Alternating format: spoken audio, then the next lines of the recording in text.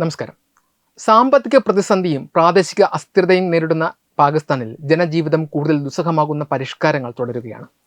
അയൽരാജ്യമായ ഇറാനിൽ നടക്കുന്ന യുദ്ധവും ആഗോള വിപണിയിലെ എണ്ണവില വർധനയും പാകിസ്ഥാൻ സമ്പദ്വ്യവസ്ഥയുടെ നട്ടെല്ല് ഒടിച്ചിരിക്കുകയാണ്.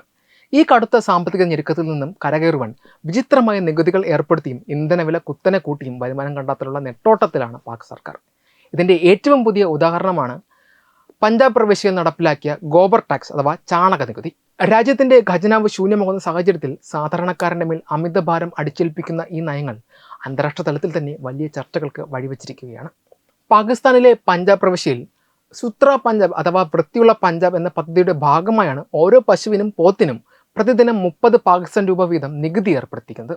മാലിന്യ സംസ്കരണത്തിനും പുനരുപയോഗ ഊർജ്ജ ഉൽപ്പാദനത്തിനുമുള്ള സേവന ഫീസ് എന്നാണ് സർക്കാർ ഇതിനെ വിശേഷിപ്പിക്കുന്നതെങ്കിലും സാമ്പത്തിക പ്രതിസന്ധി മറികടക്കാനുള്ള തന്ത്രമായാണ് ഇതിനെ വിലയിരുത്തുന്നത്.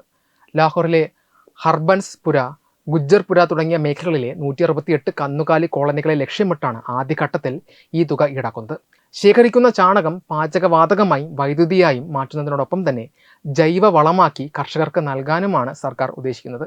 എന്നാൽ ദരിദ്രരായ കർഷകർക്ക് ഈ പുതിയ നികുതി വലിയ സാമ്പത്തിക ബാധ്യതയായി മാറിയിരിക്കുകയാണ്. ചാണക നികുതിക്ക് പുറമെ ഇന്ധനവിലയിലുണ്ടാകുന്ന വൻ വർധനവ് പാക് ജനതയെ അക്ഷരാർത്ഥത്തിൽ ഞെട്ടിച്ചിരിക്കുകയാണ്. ഒരു മാസത്തിനിടെ ഇത് 2ാം തവണയാണ് ഇന്ധനവില ഉയർത്തുന്നത്.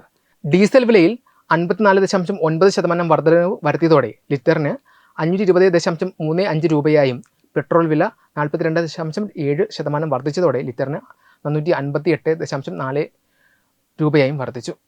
അമേരിക്കയും ഇറാനും തമ്മിലുള്ള യുദ്ധം അന്താരാഷ്ട്ര എണ്ണ വിപണിയെ പിടിച്ചുലച്ചതാണ് ഇത്രയും വലിയ വിലക്കയറ്റത്തിന് കാരണമെന്ന് പാകിസ്ഥാൻ പെട്രോളിയം മന്ത്രി അലി പർവേസ് മാലിക് വ്യക്തമാക്കി. ഇറാനെതിരെയുള്ള യുദ്ധം നീണ്ടുപോകുന്നതും ഹോർമുസ് കടലിടുക്ക് പോലെയുള്ള തന്ത്രപ്രധാനമായ പാതകളിൽ തടസ്സങ്ങൾ നേരിടുന്നതും ഇറക്കുമതിയെ ആശ്രയിച്ച് കഴിയുന്ന പാകിസ്ഥാൻ പോലെയുള്ള രാജ്യങ്ങൾക്ക് വരും ദിവസങ്ങളിൽ കൂടുതൽ വെല്ലുവിളികൾ സൃഷ്ടിക്കും. രാജ്യത്തിൻ്റെ സാമ്പത്തിക അടിത്തറ തകരുന്നതും വിദേശ നാണ്യ ശേഖരം കുറയുന്നതും പാക് സർക്കാരിനെ പ്രതിരോധത്തിലാക്കിയിട്ടുണ്ട്. നികുതി ഘടന വിപുലീകരിക്കാൻ വഴിയില്ലാതെ വലയുന്ന ഭരണകൂടം മൈക്രോ ലെവികൾ എന്ന പേരിൽ ചെറുകിട നികുതികൾ ഏർപ്പെടുത്തുന്നത് ഈ പ്രതിസന്ധിയുടെ ആഴം വ്യക്തമാക്കുന്നു. ആഭ്യന്തരമായ പരിഷ്കാരങ്ങളും അന്താരാഷ്ട്ര സമ്മർദ്ദങ്ങളും ഒരുപോലെ നേരിടുന്ന പാകിസ്ഥാന് ഇറാൻ യുദ്ധം മൂലമുണ്ടാകുന്ന വ്യാപാര തടസ്സങ്ങൾ ഇനി അങ്ങോട്ട് താങ്ങാവുന്നതിലും അപ്പുറമായിരിക്കും. വിചിത്രമായ നികുതി പരിഷ്കാരങ്ങളും കുതിച്ചുയരുന്ന വിലക്കയറ്റവും പാകിസ്ഥാനിലെ സാധാരണക്കാരുടെ ഇടയിൽ വലിയ പ്രതിഷേധത്തിന് കാരണമാകുന്നുണ്ട്. സാമ്പത്തിക തകർച്ചയുടെ വക്കിൽ നിൽക്കുന്ന ഒരു രാജ്യം അതിജീവനത്തായി നടത്തുന്ന ഇത്തരം പ്രയാസകരമായ നീക്കങ്ങൾ പാകിസ്ഥാന്റെ ഭാവി കൂടുതൽ അനിശ്ചിതത്വത്തിലാക്കും. വെബ് ഡെസ്ക് തത്വമൈ TV.